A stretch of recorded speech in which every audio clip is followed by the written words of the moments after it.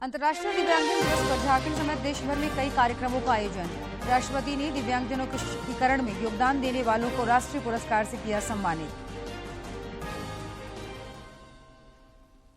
राज्यपाल रमेश बैस ने आरबीआई और बैंक प्रतिनिधियों के साथ किया संवाद, दी नसीहत, कहा टाल मटोल के बजाय बैंक साइबर ठगी के शिकार लोगों की करे मदद। कृषि मंत्री बादल पत्रलेख की अध्यक्षता में पीएम फसल योजना बीमा को लेकर हुई बैठक। इंश्योरेंस कंपनियां किसानों के लंबित 811 करोड़ रुपए के दावों का करेगी भुगतान।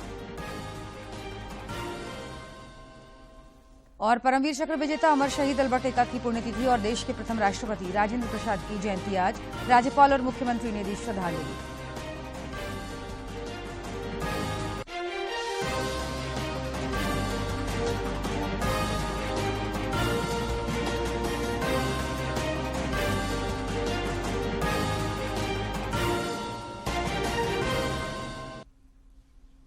नमस्कार, खबरें झारखंड में आपका स्वागत है। मैं हूं जयलक्ष्मी और अब खबरें विस्तार से।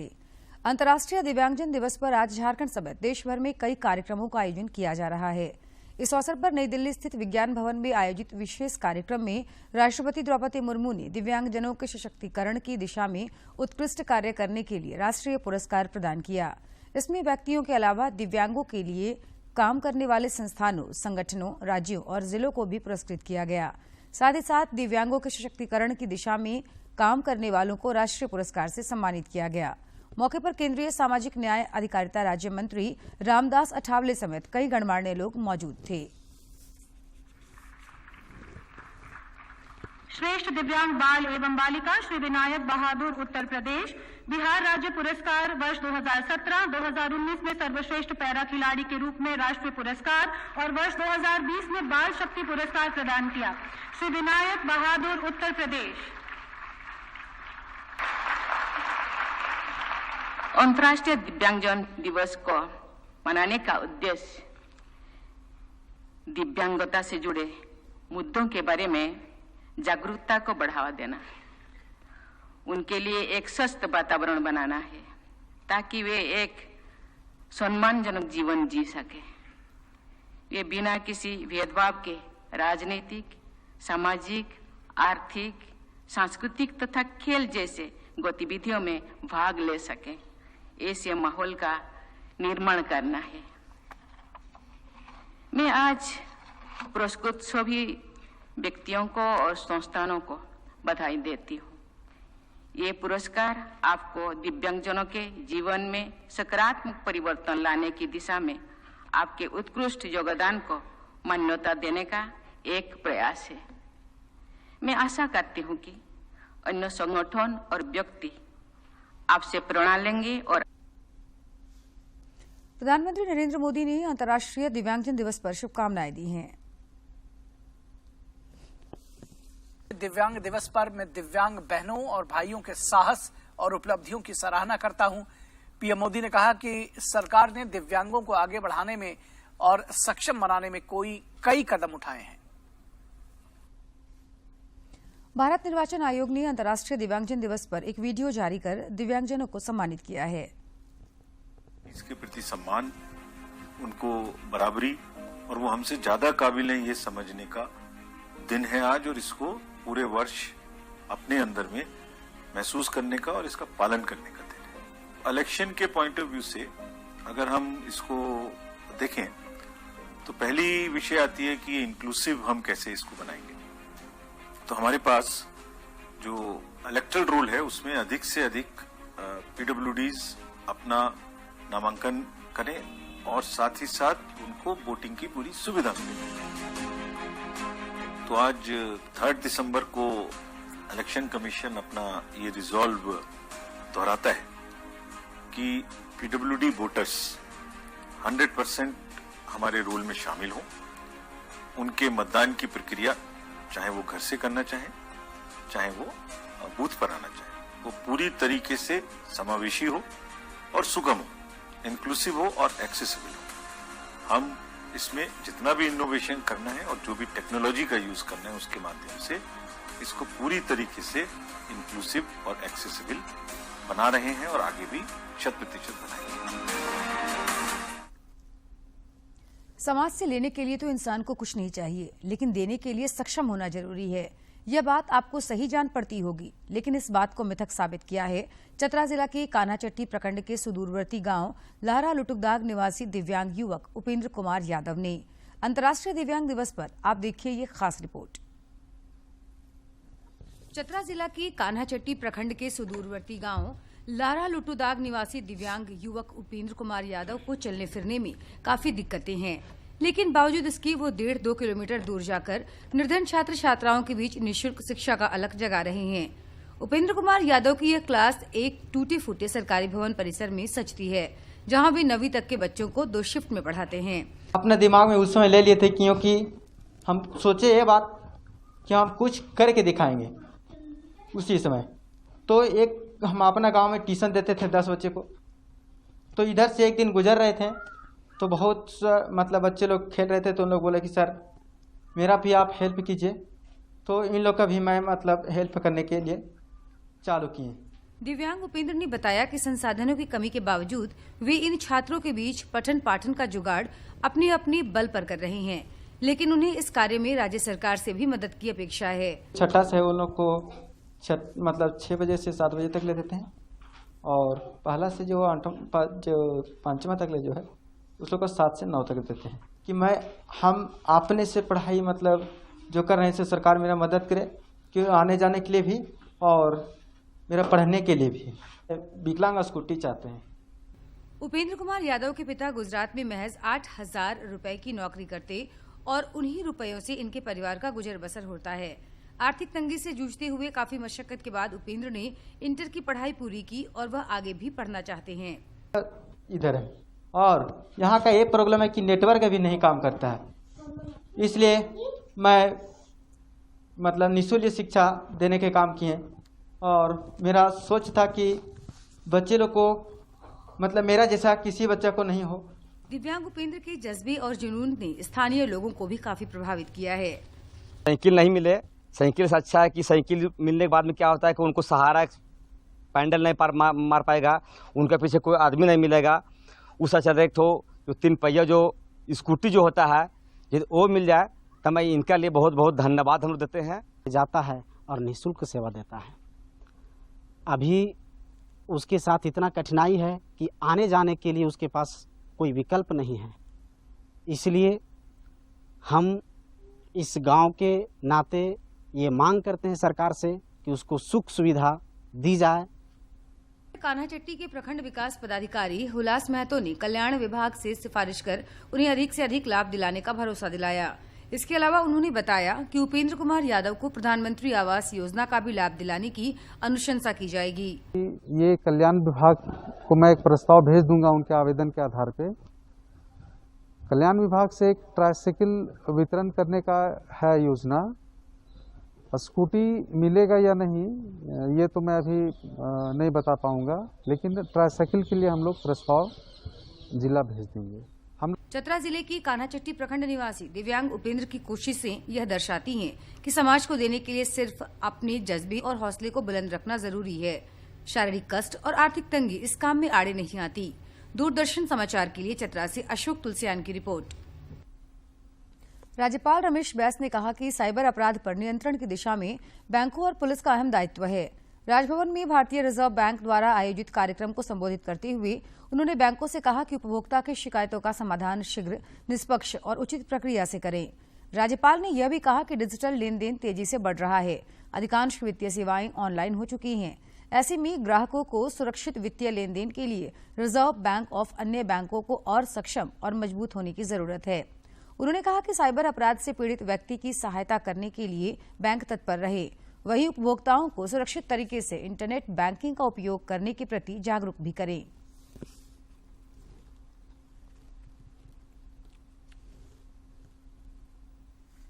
बीमा कंपनियां राज्य के किसानों के लंबित 811 करोड़ रुपए के दावों का भुगतान करेगी। इसे लेकर सहमति बन गई है। कृषि मंत्री बादल पत्रलेख और प्रधानमंत्री फसल बीमा योजना के सीईओ रितेश चौहान और इंश्योरेंस कंपनियों के प्रतिनिधियों के बीच कल एक महत्वपूर्ण बैठक हुई थी। रांची के नेपाल हाउस में प्रधानमंत्री फसल बीमा योजना को लेकर हुई एक महत्वपूर्ण बैठक में कई बिंदुओं पर सहमति बनी है। कृषि मंत्री बादल पत्रलेख ने कहा कि राज्य सरकार इंश्योरेंस के अपने हिस्से के 352 करोड़ रुपए का राज्यांश देने को तैयार है। तो हम लोग अदर वेज से भी पूरा कर सकते हैं, उसको भी इसमें शामिल करने का निर्णय लिया गया। और यह विरसा का प्रदेश है। विरसा किसान के लिए हम लोग उनके हित में केंद्र से जो भी सहायता मिले, राज्य वो सहायता राज्य को जो देना पड़े, यदि किसानों के हित में है तो मुझे उम्मीद है कि माननीय मुख्यमंत्री जी इन सारी बातों से अवगत होने के बाद अंतिम निर्णय लेंगे।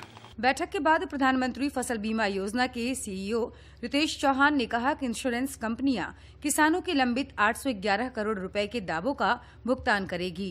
पीछे के जितने लंबित क्लेम हैं उनसे रिलेटेड जो फॉर्मेलिटीज़ थी उनका निराकरण किया गया और मुझे उम्मीद ही नहीं, विश्वास है कि जल्द से जल्द ये क्लेम्स हम कंपनीज के साथ बातचीत करते हुए राज्य सरकार के साथ मिलकर इनको रिलीज करवाएंगे। प्रधानमंत्री फसल बीमा योजना का वर्ष 2017-18 से 2020 तक के क्लेम का भुगतान अब हो सकेगा।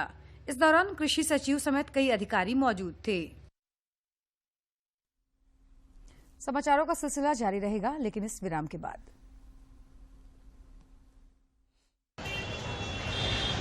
मैं 18 साल की हो गई, पर अभी तक वोटर लिस्ट में नाम नहीं जुड़वाया।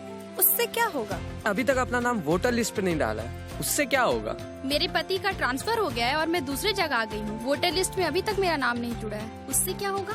मेरे एक नाम ना जुड़ से क्या होगा? कम मतदान का प्रतिशत हमारे युवा और शहरी मतदाता की उदासीनता को दर्शाता है। आपके एक नाम न जोड़ने से मतदान न करने वालों की संख्या बढ़ रही है। अपने मतदाता होने की अहमियत को समझे, जल्द ही मतदाता सूची में अपना नाम जोड़ें।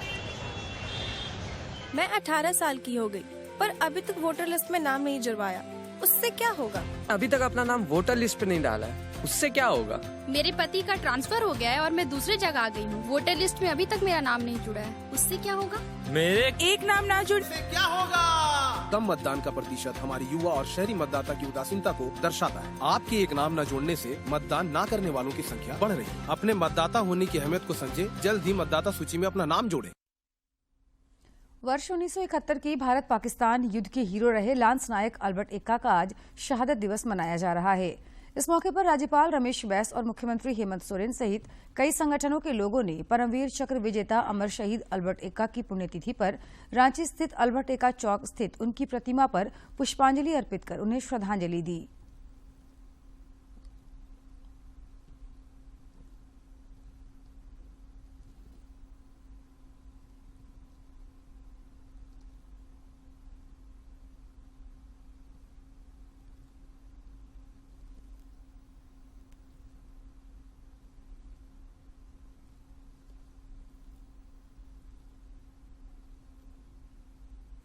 स्वतंत्र भारत के पहले राष्ट्रपति डॉक्टर राजेंद्र प्रसाद की आज जयंती है।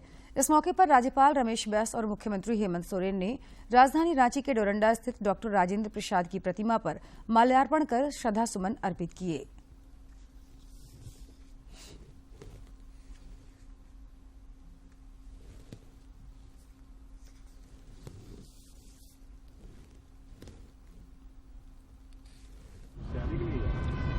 डॉक्टर राजेंद्र प्रसाद जी का आज जयंती है और एक झारखंड के आदिवासी समाज के वीर सपूत शहीद अल्बर्ट एक्का जी का आज शहादत दिवस भी है और ऐसे महान विभूतियों की वजह से ही आज हम इतने बड़े गणतंत्र और लोकतंत्र देश में मान सम्मान से जी रहे हैं। भारत को G20 की अध्यक्षता मिलने पर काशी के तट पर गंगा महाआरती का आयोजन किया गया।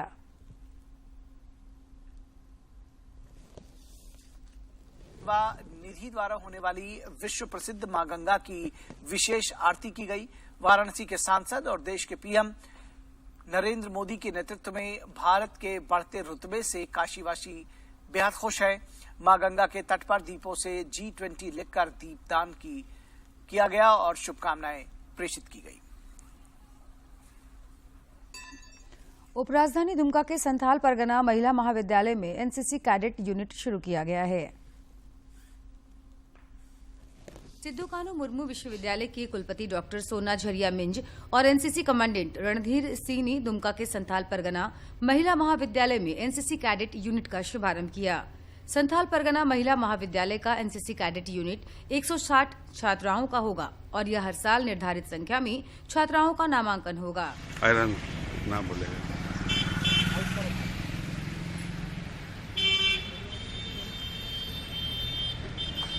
इस अवसर पर सिद्धू कान्हू मुर्मू विश्वविद्यालय की कुलपति सोना झरिया मिंज ने बताया कि महिला महाविद्यालय की स्थापना के 55 साल बाद यहां एनसीसी यूनिट की पढ़ाई शुरू की जा रही है।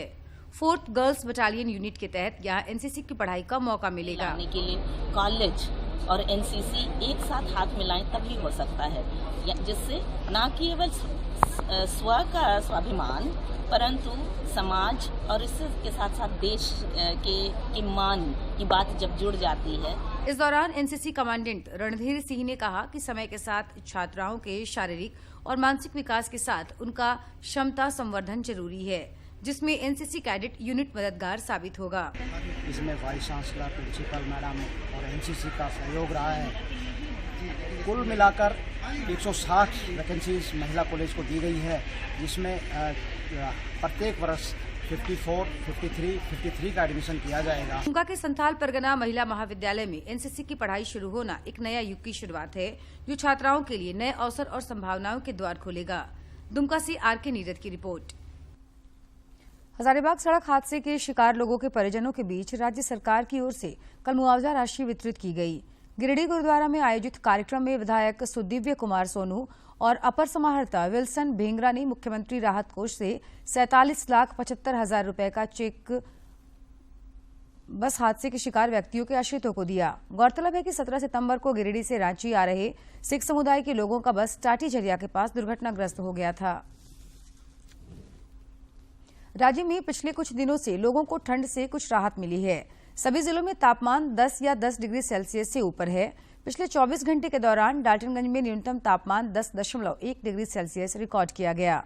मौसम विज्ञान केंद्र रांची ने बताया कि अगले 2 दिनों तक राहत के तापमान में किसी बड़े बदलाव की उम्मीद कम है, लेकिन उसके बाद अगले 3 दिनों तक तापमान में 2 से 4 डिग्री सेल्सियस की कमी हो सकती है।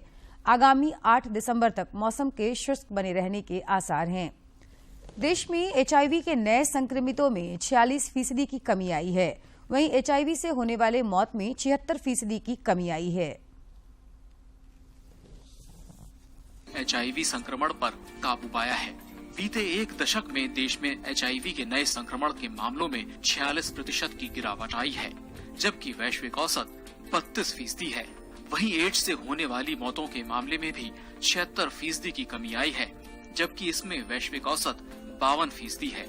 We have had an extremely successful AIDS response with game-changing initiatives like the test and treat policy, ensuring free high-quality antiretroviral treatment, enactment of the HIV/AIDS Prevention and Control Act 2017. विश्व ads दिवस के कार्यक्रम में अपने अनुभव साझा करते हुए हरप्रिया ने कहा कि जब वो गर्भवती हुई तो पता चला कि वो एचआईवी संक्रमित है, लेकिन सही इलाज से उनका बच्चा नेगेटिव है।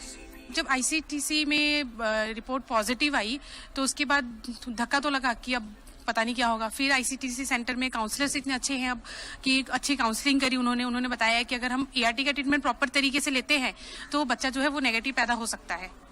तो जब एआरटी ट्रीटमेंट पे डली, पूरा एआरटी का ट्रीटमेंट पूरा अच्छे से लिया, फॉलो किया एआरटी ट्रीटमेंट को according to doctor, according to counsellor, तो बच्चा नेगेटिव है आज की डेट में। कई लोग पॉजिटिव भी हो जाते हैं, तो ये नहीं है कि हमें उनसे भेदभाव करना चाहिए, उनका साथ देना चाहिए। एचआईवी होने के बाद आदमी फूलों सा प्यारा हो जाता है, उनको दुश्मन की तरह न देखकर एक दोस्त के रूप में देखना चाहिए। मैं पिछले 23 साल से एचआईवी के साथ जी रही हूँ और पिछले 17 साल से अपना जो एचआईवी का उपचार है वो बेहतर तरीके से ले रही हूँ। तो सबसे पहले तो हम भारत सरकार का धन्यवाद करना चाहेंगे कि आज भारत में एचआईवी का जो ट्रीटमेंट है, जो उपचार है, ये जो जांचें हैं वो एकदम निःशुल्क है। कार्यक्रम में देश भर के लोक कलाकारों ने मनमोहक प्रस्तुति दी। वहीं हुनर हाट के जरिए थर्ड जेंडर समुदाय के सदस्यों ने अपने हुनर और कौशल के जरिए कई ऐसे उत्पाद बनाए थे जिन्हें लोग खरीद रहे थे। ये कवायद उनको अपने पैरों पर खड़ा होकर सम्मान के साथ जीने की राह भी दिखा रहा है। गरिमा में रहते हैं ट्रांसजेंडर लोग जो घर से निकल कर आते हैं, तो क्या इनकम करेंगे, जनरेट करेंगे। तो उधर से हमारी मित्र ट्रस्ट है जो बोल्ड पोर्टफोलियो ब्रांड लॉन्च करी है। तो इससे क्या होता है, हमारी जो फोन में रिचार्ज करना है, कोई मेकअप किट चाहिए, खाने पीने का सामान चाहिए, तो उधर से जनरेट होती है हमारी इनकम। HIV संक्रमित लोगों के साथ कोई भेदभाव न हो, इसके लिए केंद्र सरकार ने कानून बनाया है और भेदभाव को खत्म करने के लिए देशव्यापी अभियान भी शुरू किया जा रहा है। देश में हर दिन 175 लोग HIV से संक्रमित होते हैं और ये अभी भी जन स्वास्थ्य के लिए एक बड़ी चुनौती बना हुआ है। Nitendra Singh, DD news, Delhi. Railway की यात्री सेवा क्षेत्र की आमदनी में इस वर्ष 76% तक की बढ़ोतरी हुई है। अधिक की आमदनी हुई है, जबकि पिछले वर्ष इसी अवधि में ये 24,621 करोड़ का था और इतना ही राजस्व से प्राप्त हुआ था। आरक्षित यात्री क्षेत्र में पिछले 8 महीनों में रेलवे को 34,303 करोड़ रुपए की आमदनी हुई है। ये पिछले वर्ष की इसी अवधि के दौरान हुई आमदनी से 50% अधिक है। सरकार ने कहा कि भारतीय रेलवे प्रबंधन सेवा IRMS में पिछले वर्ष से UPSC की भर्तियां अगले वर्ष से की जाएंगी।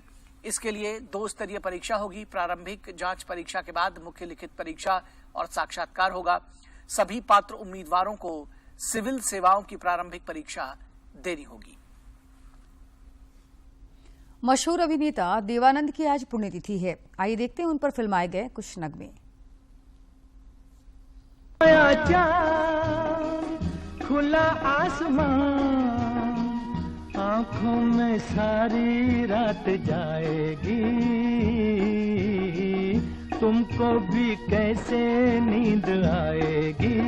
ओ हाँ, बादल बिजली चंदन पानी जैसा अपना प्यार।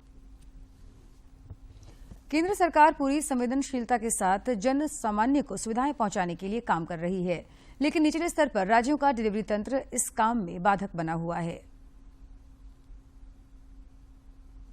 डिलीवरी तंत्र की विफलता की वजह से गिरिडीह में जल जीवन मिशन के तहत हर घर नल से शुद्ध जल पहुंचाने की योजना दम तोड़ती नजर आ रही है।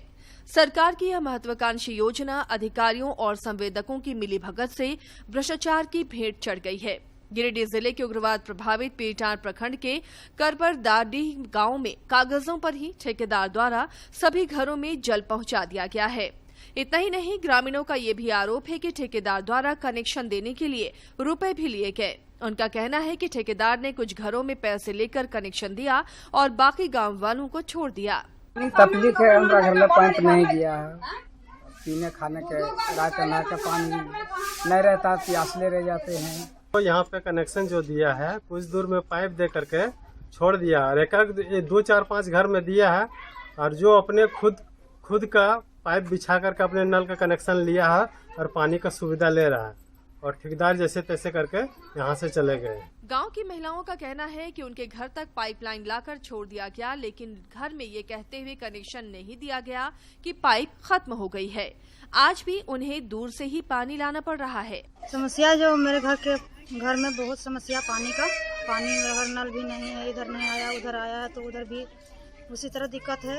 अब नहाए धोवे के, पानी पिए के सब दिक्कत हमने को पानी देना रहता है, कोई दनहार हमने के कह देते हैं, घर भी रहता है दूरिया पड़ता नहीं पीवे लगा। हमने परेशानी यही है कि मेरा घर तक पाइप आया है लेकिन मेरा घर के अंदर पानी नहीं गया है। हम लोग 6 भाई होते हैं, 6 भाई में एक भी भाई के नल नहीं घुसा है। इस गांव की हालत ये है कि पानी लाने की जद्दोजहद में कई छात्राओं के स्कूल तक छूट जा रहे हैं। एक छात्रा ने बताया कि उसके गांव में पानी का पाइपलाइन आया है लेकिन ठेकेदार ने कनेक्शन नहीं दिया। हम लोग का घर तरफ पाइप आया बट हम लोग का घर तरफ कनेक्शन नहीं हुआ है। हम लोग स्कूल जाते, पानी के चक्कर में हम लोग स्कूल नहीं जा पाते हैं, भरने के चक्कर में उतना दूर हो जाता है 1-1.5 किलोमीटर। पानी का भरने वजह से हम लोग स्कूल नागा हो जाता है, उसके बाद नहीं जा पाते हैं। इधर पेयजल एवं स्वच्छता विभाग के कार्यपालक अभियंता मुकेश मंडल का कहना है कि ठेकेदार को हर घर में स्टैंड पोस्ट लगाकर पानी की आपूर्ति करना है। अगर गड़बड़ी हुई तो वे इस मामले की जांच करवाएंगे। बहुत सारे योजना चल रही है हमारे यहाँ, अगर दाष्टी में उस तरह की बात है तो उसको हम लोग जांच करवा लेते हैं और स्टैंड पोस्ट के साथ ही पानी को देना है। अगर स्टैंड पोस्ट नहीं बनाया गया तो पुनः जो संवेदक के द्वारा कार्य किया गया है स्टैंड पोस्ट बनवाएंगे। गौरतलब है कि दिशा की बैठक में भी स्वच्छ भारत मिशन के कार्यकलाप पर सदस्यों ने सवाल खड़े किए थे। कोडरमा की सांसद सह केंद्रीय शिक्षा राज्य मंत्री अन्नपूर्णा देवी ने भी इस योजना में भ्रष्टाचार का आरोप लगाते हुए गिरिडीह उपायुक्त को जांच करने का निर्देश दिया था। गिरिडीह से रमेश प्रभाकर की रिपोर्ट। प्रधानमंत्री टीबी मुक्त भारत अभियान आकांक्षी जिला गढ़वा में चल रहा है। जिले में टीबी रोग से ग्रस्त मरीजों को गोद लेकर 6 माह तक पौष्टिक आहार देने के लिए निश्चय मित्र आगे आने लगे हैं, जिससे मरीज भी उत्साहित हैं। निक्षय मित्र सामने आए हैं जिन्होंने टीबी मरीजों को गोद लिया है। टीबी मरीज के लिए निक्षय मित्र बने डॉक्टर दिनेश कुमार सिंह ने कहा कि ये एक पुनीत कार्य है, लोगों को भी इस कार्य में बढ़ चढ़कर हिस्सा लेना चाहिए। जो है दवा चल रहा है, बढ़िया ढंग से चल रहा भी रहा है और खाने पीने का डॉक्टर साहब के तरफ से मिलल है और वो अभी दवा ठीक चल रहा है। गोद लेने की इस पहल से टीबी रोग से ग्रस्त मरीजों को काफी फायदा हो रहा है। मरीजों को दवा और खाने की सामग्री निःशुल्क मिल जाने से जरूरतमंदों को काफी सहूलियत हो रही है। उनके लिए निक्षय मित्र बन के ताकि उनको दवा के साथ साथ पौष्टिक आहार भी मिले। टीपीसी टीबी विभाग गढ़वा के डॉक्टर पी मिश्रा ने बताया कि गढ़वा जिले में 1065 मरीज टीबी रोग से ग्रस्त हैं। उन्होंने भी जिले के तमाम सामर्थ्य लोगों से अपील की है कि एक एक मरीज को गोद लेकर निक्षय मित्र बने और मानवता का परिचय दें। एनजीओ के लोग हैं, पॉलिटिकल पार्टी, सबसे हम अपील करना चाहते हैं कि आगे आकर एक एक टीबी मरीज। खबरों के अंत में एक नजर मुख्य समाचार पर। अंतर्राष्ट्रीय दिव्यांगजन दिवस पर झारखंड समेत देश भर में कई कार्यक्रमों का आयोजन। राष्ट्रपति ने दिव्यांगजनों के सशक्तिकरण में योगदान देने वालों को राष्ट्रीय पुरस्कार से किया सम्मानित। राज्यपाल रमेश बैस ने आरबीआई और बैंक प्रतिनिधियों के साथ किया संवाद, दी नसीहत, कहा टाल मटोल के बजाय बैंक साइबर ठगी के शिकार लोगों की करे मदद। कृषि मंत्री बादल पत्रलेख की अध्यक्षता में पीएम फसल बीमा योजना को लेकर हुई बैठक। इंश्योरेंस कंपनियां किसानों के लंबित 811 करोड़ रुपए के दावों का करेगी भुगतान। और परमवीर चक्र विजेता अमर शहीद अल्बर्ट एक्का की पुण्यतिथि और देश के प्रथम राष्ट्रपति राजेंद्र प्रसाद की जयंती आज। राज्यपाल और मुख्यमंत्री ने दी श्रद्धांजलि।